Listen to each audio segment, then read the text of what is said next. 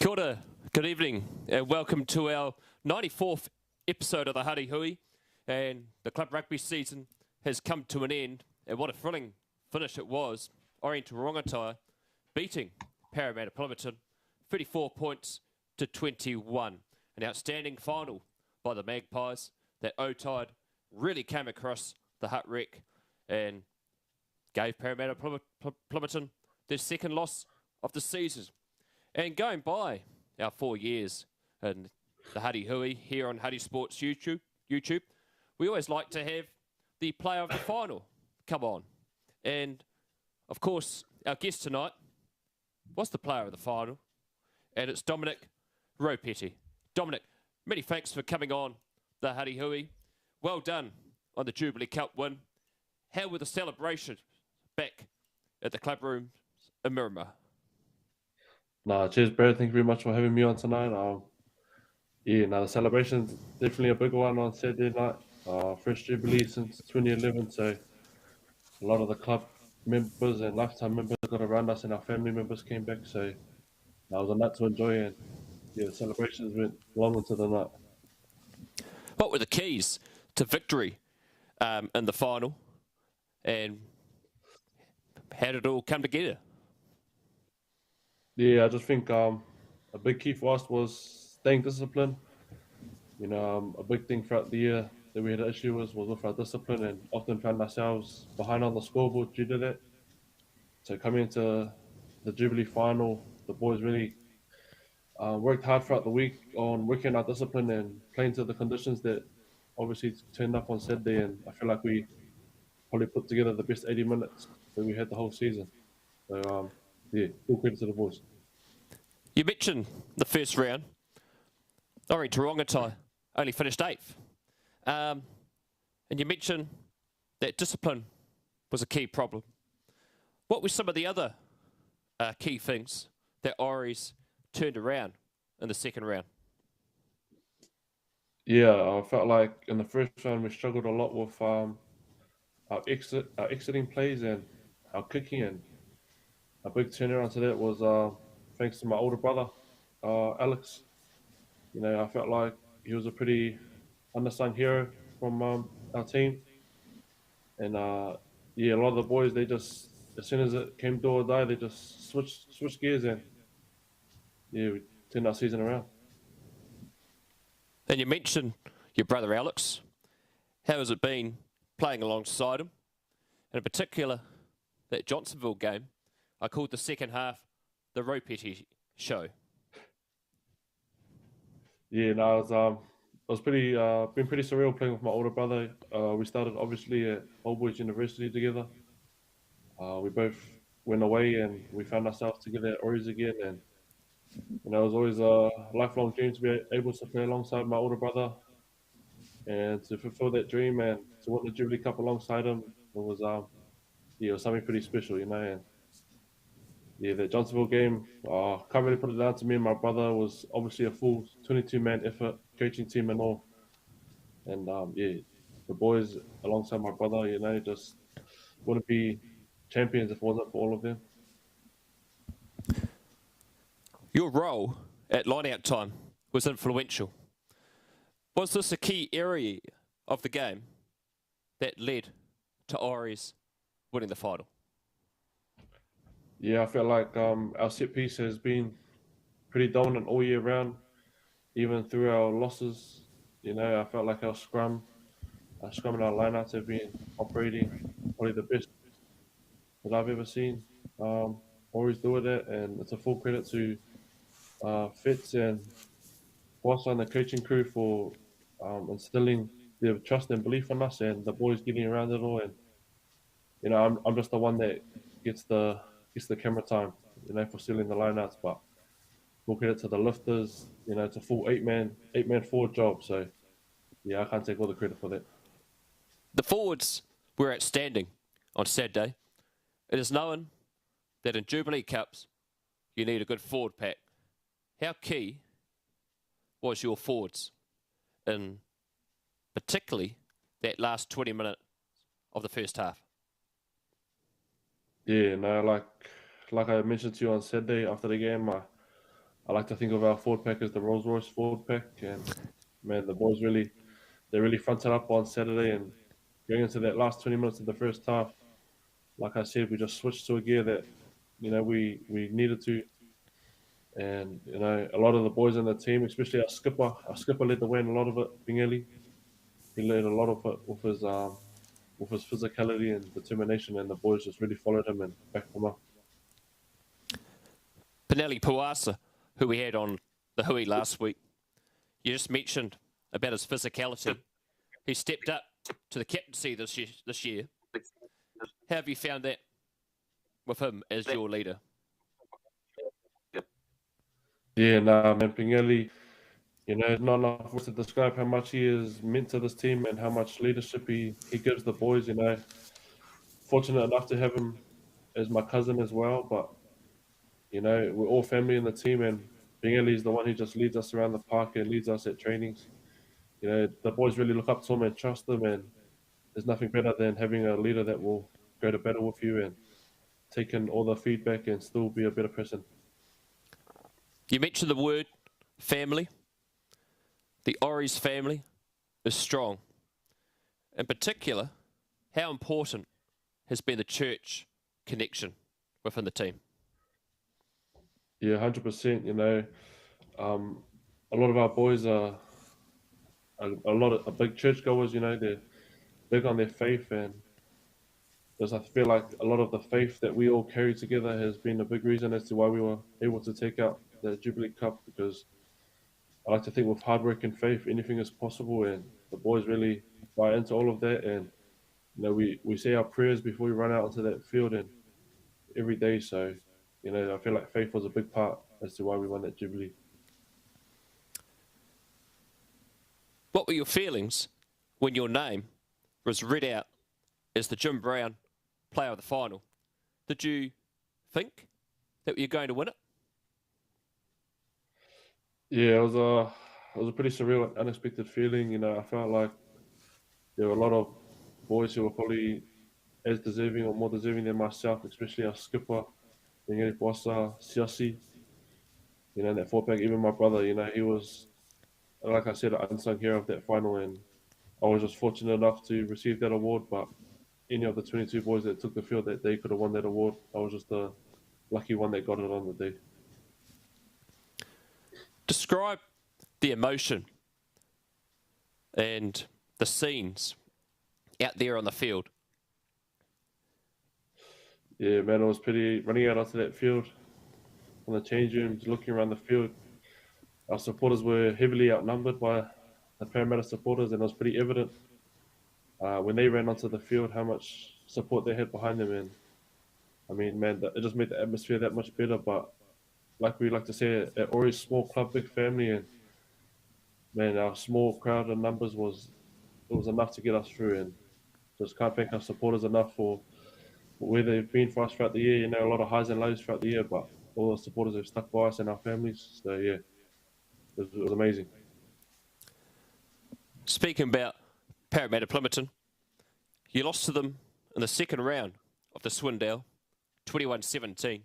One stage, you were trailing, I think, 17-0 after a few minutes. What did the team learn from that game going into playing them in the Jubilee Cup final?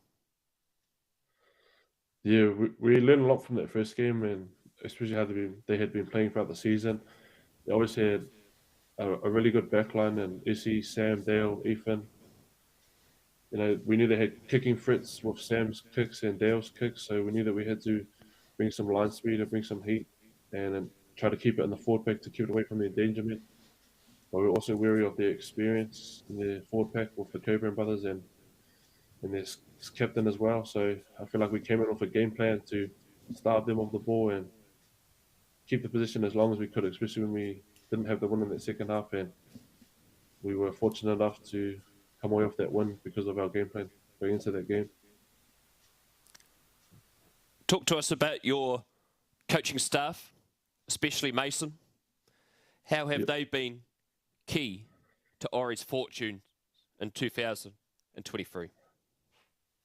Yeah, man, our coaching crew's been unreal. Mason, Poisa, Fale, Fitz, our managing team, Emma, Leon, Ola, Skipper. Um, yeah, no, they've been amazing for us.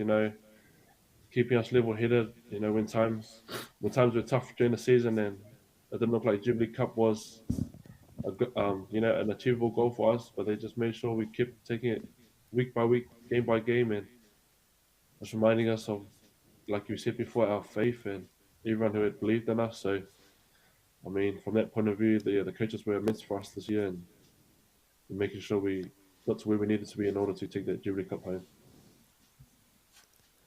We've mentioned about the Ori's family. Tell us about the influence of your family in your rugby journey. Yeah, no, my family's been huge to get me to where I am today. My parents and my older brother and younger sister drive me to wherever my game may be, wherever the elements, wherever the games may be, and especially my grandparents. Watching from Auckland. Um, yeah, my grandparents are two of my biggest critics and my biggest idols. So everything I've been trying to do is just been trying to make them proud and make my whole family proud of me. And I feel like Saturday was a culmination of all the hard work and effort we had put in as a family, and it was a family and a team effort.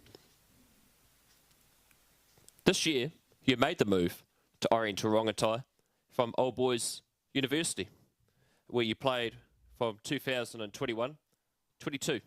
Why the move?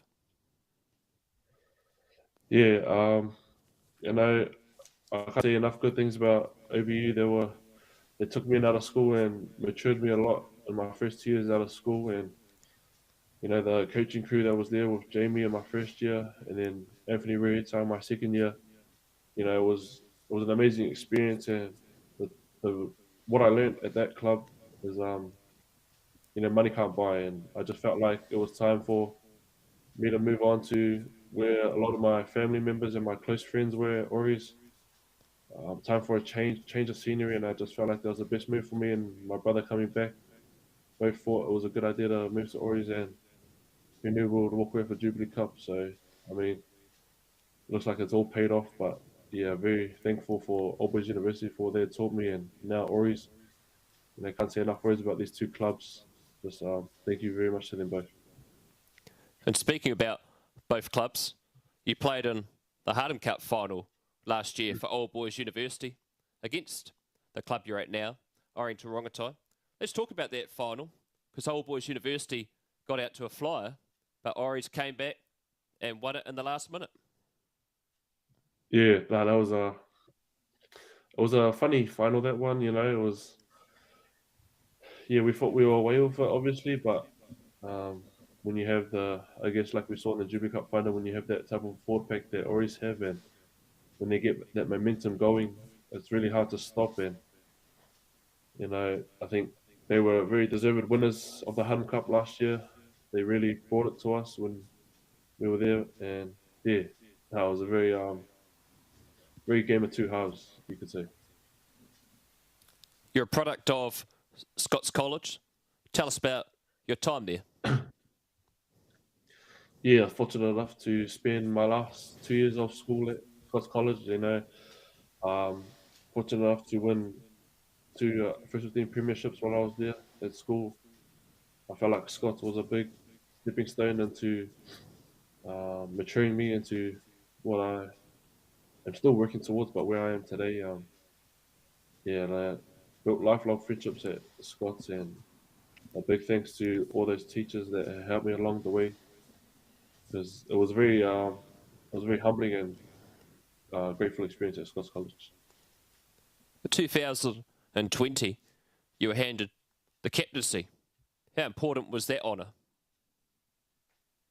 Yeah, it was no, it was a very big deal for myself. Being the captain of such a prestigious school as Scots College, and all the great captains that had been before me that had donned the Scots College jersey. I was very privileged and very thankful that Sam and the coaching crew had trusted me with that responsibility, and I was just fortunate enough to have a good bunch of boys around me that eventually took us to that final and winning it as well. 2 years in the first 15. What was your best game? Ah, I probably have to say that 2019 first 15 final in the rain against Silverstream. Playing with the likes of Roger Solo, Ethan Webster Nunu, Sage, Sione. It was a very special moment to be down on the scoreboard like that and the boys to rally together and come back and win that game. And having that first taste of first 15 glory, it was a moment I'll never forget.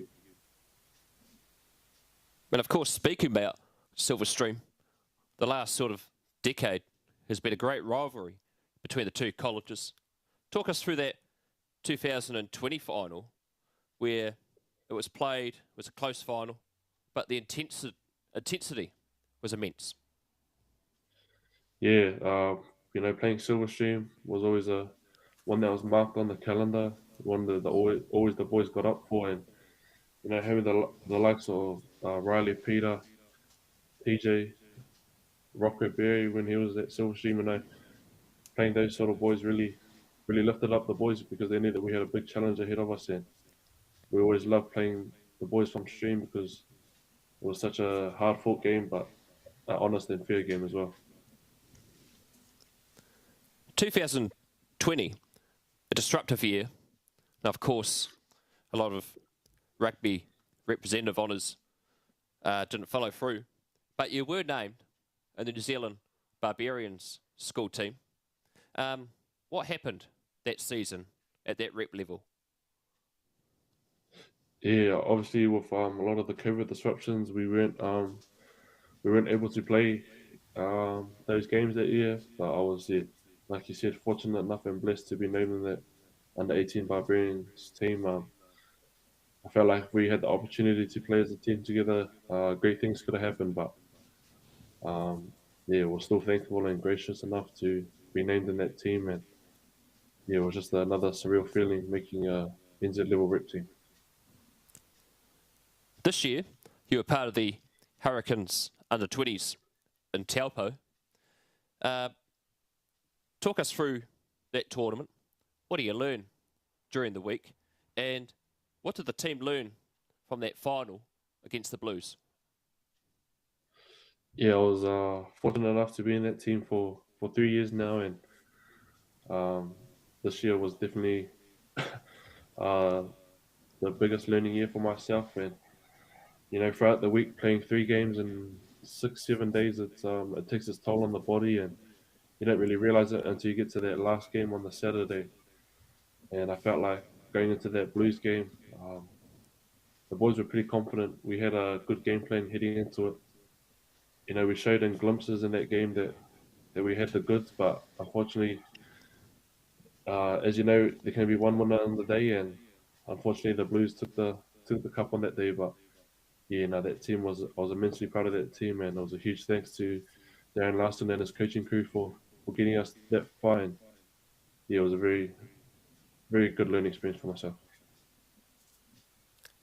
Though you did not make the final squad to go to South Africa, South Africa for the under 20s, you did play in a game in one of the Australian series matches at the NZCIS. How was that experience playing international footy?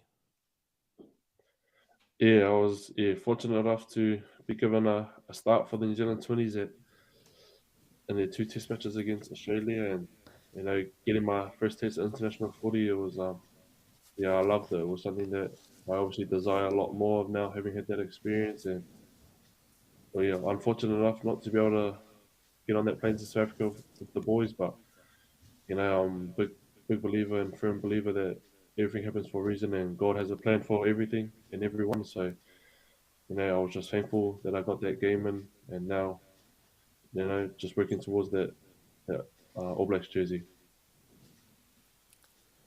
The under 20s finished 7th at the World Champs. Where would New Zealand need to develop the strength of the game at the under 20s level? Because the European sides have been dominating, particularly this year. Yeah, Nah, not really too many comments on that, but yeah, the European boys are obviously a lot bigger. They look a lot bigger. I mean, on screen than our boys. But I feel like in New Zealand we still have the talent, we still have the goods to obviously be the best in the world. And I feel like the under 20 boys, they showed that in glimpses and in games. It was just unfortunate enough that things happened the way they did. But yeah, I was still proud of my boys that were over there for the under 20s. Do you think more international matches in the build-up, like the proposed Sansa under-20 comp, will make a big difference?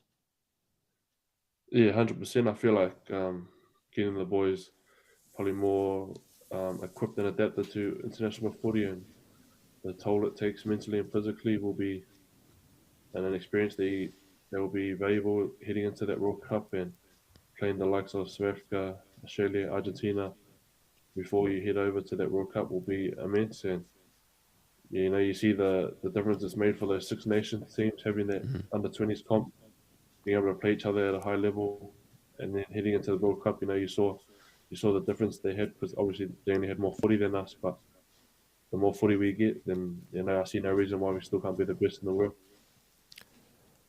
Your thoughts on that French team that took out the under-20s? Powerful, strong, and it seems to be carrying over to their top team. Yeah, they're the French team. They just play to their strengths. Really, they had a huge forward pack, and they had Henry Tuilangi's son in there, and he was obviously a game changer for them. But yeah, France and a lot of the other European countries are starting to develop players a lot quicker and a lot faster. Um, getting them into the top 14 and into the top side. So I feel like that's a big bonus for them when they come back and play under 20s. Special moment for you this year. You were signed by the Wellington Rugby Football Union for the Lions for 2023. How excited was it putting pen to paper to start off your professional rugby journey? Yeah, no, it was pretty surreal and pretty exciting. It's been a long couple of years in and around the scene, grinding away, a lot of ups and downs, a lot of learning about myself and reflecting on myself as a player and a person. And I just feel like it was the right time to be able to get that professional contract for myself. And it was very humbling and um, it's a real experience for not only myself but for my family as well. And just forever grateful for the Wellington Union for trusting me and offering that contract to myself. And of course, 2 weeks ago, you made your debut for the Lions in the Ranfurly Shield match in Levin against Horowhenua Kapiti. How was that experience, pulling on the Lions jersey for the first time? And is there any presentations before or after the game of your debut? Yeah, it was that was a pretty amazing experience being able to run out on my debut in the Shield game. To play against such a province like Horowhenua with a rich history and a lot of the boys who are really passionate about where they're from. It was a very tough game. I know the scoreboard obviously didn't reflect it, but I felt like HK were in it for a lot of that game, and yeah, I was just really honoured and privileged to be able to pull on that Lions jersey for the first time, and hopefully there's many more to come. And yeah, after the game, we were just presented with our debut ties and something that is hanging up in my parents' room. So yeah, still proud of that moment. The team, of course, go away this weekend to take on Taranaki in the another pre-season match. How's the team looking for that battle against the Bulls? Yeah, the boys are slowly getting into the season. We're still getting a lot of our All Blacks 15 boys and our Super Rugby boys back from their break. So our first proper week this week. So the boys are looking good, looking fresh, and we're just all excited to get into this 2023 season. And of course, the Lions' first home game and Shield defence is against Southland at the Hart Rec. How is the new coach, Tamati Elson, stamping his mark on the Lions? Yeah, Tom's has been in and around the Lions for a while now, and he's been with the Crusaders, and there's not enough words to describe how crucial and how important Tom's is to Wellington Rugby and what he offers the Lions and myself. He's an unreal coach. He's an unreal person. Um, yeah, just words can't describe how much Tom's means and how much of a good guy he is. The boys have a lot of respect for him, and he's a player first coach, and it goes a long way into building a really enjoyable and fun team environment. And I think Tom's is just not enough words to describe how good Tom's is to this team. What is your preferred position and why? Yeah, I like to feel like I've adapted and molded into the sixth role. Played a lot of my senior footy there at the sixth position, and still a long way to go. Still learning a lot, but I feel like now I'm starting to develop and mold my game around that sixth position. Obviously, played quite a bit at number 8 and lock as well. I feel like if there's any ever need to play in those positions, I'm pretty comfortable switching as well. Who's the toughest player you've played against? Toughest player would have to. Yeah, that's a tough one. Off the top of my head, it'd probably have to be Pingeli Foster when I was playing for OBU. Playing against. Happy to be on his side of the team this year, and it was just obviously a physical and a very vocal person on the field. So it was good to be on his side this time around. Well, Dom, it's been fantastic having on the Huddy Hui this evening. Congratulations on the Jubilee Cup win and being the player of the final. All the best for the representative season, and we'll see you around the grounds. Thank you very much, Brad. You have a good one. Cheers, Dom. Well, that is Dom Ropeti, and what a outstanding final he had, particularly at line-out time. He really dominated the park, particularly at the front of the line-outs, and the amount of line-out ball he stole from Parramatta Plimerton, more than the number of fingers on both hands. Outstanding final, and 2 tries to his name as well. So watch out for that name this season in the Bunnings NPC for the Wellington Lions. Dominic Ropeti, a promising rugby career. Well, it's a pretty quiet week in rugby this weekend. No game at the moment for Huddy Sports to cover, but if we do have one, we will let you know. But there are some big games on.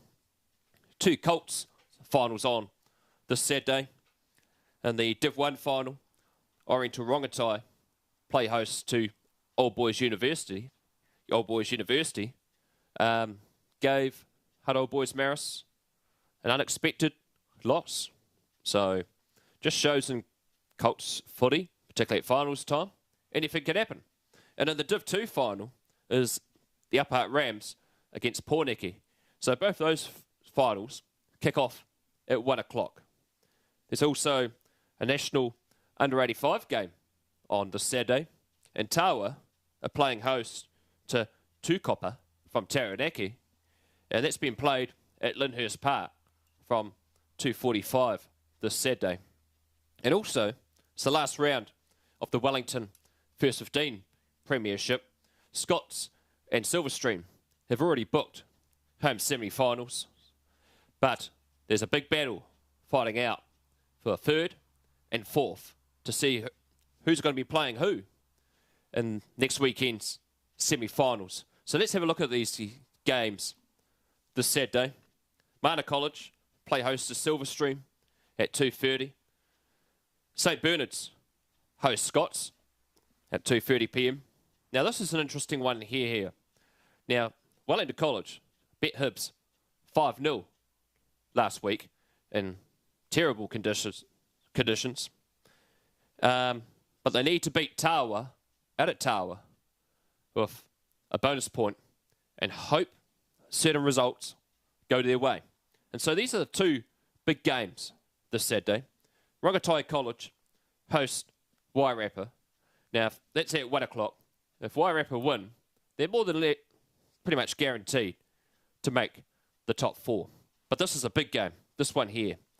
Hutt International Boys School play host to St. Pat's Town. Town don't win, they potentially will not make the semi-finals. Hips, a win, they're in. That's out at the NZCIS at 2 o'clock. So this could be interesting in the first 15 premiership for the semi-finals. And, of course, it's all to play for. We've got roughly about 4 teams fighting over 2 spots. Entertaining finish to the first 15 premiership. Now, of course, we'll be back next Wednesday for episode 95. And we'll let you know who our guest will be. But sort of got that feeling of the interlude between the club season and also the rep season. But we will be back next Wednesday for the Huddy Hui. I'm Brad Hudson. Ciao for now.